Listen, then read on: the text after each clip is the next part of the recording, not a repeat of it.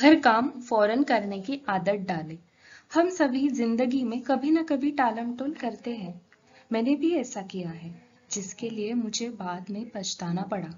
टालमटोल की आदत की वजह से हमारा नजरिया नकारात्मक बन जाता है। किसी काम को करने से अधिक थकान उस काम को न करने के लिए की जाने वाली टालमटोल की वजह से होती है। कोई भी काम पूरा होने पर खुशहाली लाता है और हौसला बुलंद होता है, जबकि आधा अधूरा काम हमारी हिम्मत को वैसे ही खत्म कर देता है, जैसे पानी के टैंक में कोई छेद टैंक को खाली कर देता है। अगर हम सकारात्मक नजरिया बनाना और कायम रखना चाहते हैं, तो आज में जीने और हर काम को तुरंत करने की आदत डालें। जब मैं बड़ा हो जाऊंगा, यह वैसी ही बात है जैसे कोई छोटा बच्चा कहता है, मैं बड़ा होने पर फला काम करूंगा जिससे मुझे खुशियां मिलेगी। जब वह बड़ा हो जाता है तो कहता है, मैं खुशियां पाने के लिए फला काम कॉलेज की पढ़ाई समाप्त करने के बाद करूंगा। जब वह कॉलेज की पढ़ाई समाप्त कर लेता है तो कहता है कि उसे खुशियां पहली नौकरी हासिल करने पर मिलेगी।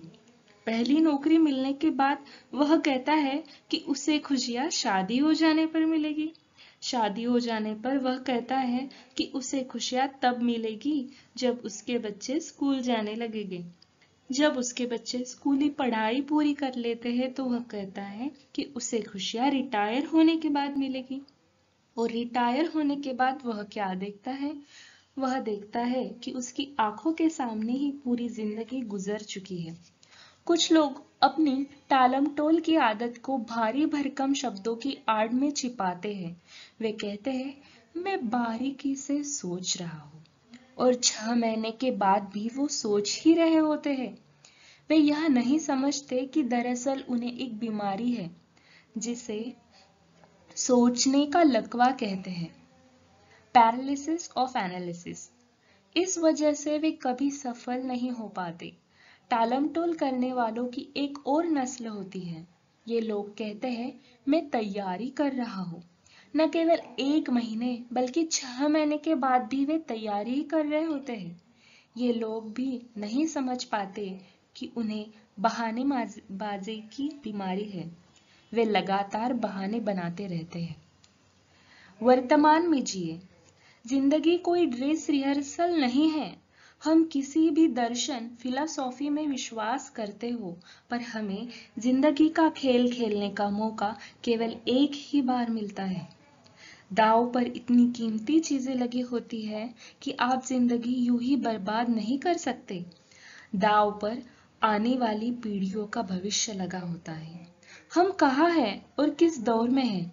जवाब है कि इसी दौर में है और यही है। इसलिए हम आज को बेहतर बनाएं और इसका भरपूर आनंद लें। इसका यह मतलब नहीं है कि हमें भविष्य के लिए कोई योजना नहीं बनानी चाहिए, बल्कि पैगाम यह है कि हमें आगे की योजना बनाने की ही जरूरत है। और अगर हम अपने आज का भरपूर इस्तेमाल खुशहाली के लिए कर रहे हैं, तो हम खुद ब खुद आने वाले बेहतर कल के लिए बीज बो रहे हैं। क्या हम मानते हैं? अगर हम अपने नजरिए को सकारात्मक बनाना चाहते हैं, तो टालम टोल की आदत छोड़े और तुरंत काम करो पर अमल करना सीखें। जिंदगी में सबसे दुख भरे शब्द है, ऐसा हो सकता था, मुझे ऐसा करना चाहिए था, मैं यह कर सकता था, काश मैंने ऐसा किया होता, अगर मैं थोड़ी और कोशिश करता तो यह काम हो सकता था। जो काम आप आज कर सकते हैं उसे कभी भी कल पर न टालें, ऐसे कहते हैं बेंजामिन फ्रैंकलिन।